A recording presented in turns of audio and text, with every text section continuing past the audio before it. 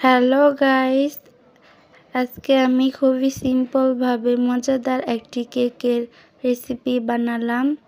তো এর জন্য আমি নিয়েছি 3টা ডিম, চিনি, মেজারমেন্টের কাপের 2 কাপ আটা, চালন দিয়ে ছেঁকে নিয়েছি। এরপর দিয়ে দিলাম সয়াবিন তেল, দিয়ে কিছুক্ষণ মিশিয়ে নিলাম। এরপরে দিয়ে দিচ্ছি স্বাদ মতো লবণ, বেকিং পাউডার 1 চা চামচ। তো এইভাবে কিছুক্ষণ মিশিয়ে ঘনত্বটা এরকম রাখবো।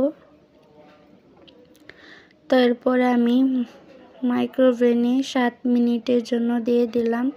এই তো আমার কেক হয়ে আসছে। এখন আমি কিছু চকলেট গলিয়ে উপর দিয়ে ঢেলে দিলাম। দেন 3-4টা চকলেট সাজিয়ে দিলাম। এই তো হয়ে গেল আমার চকলেট কেক। ভালো লাগলে সবাই লাইক করে দিবা। দেখা হবে নেক্সট ভিডিওতে। সবাই ভালো থাকবে। আল্লাহ হাফেজ।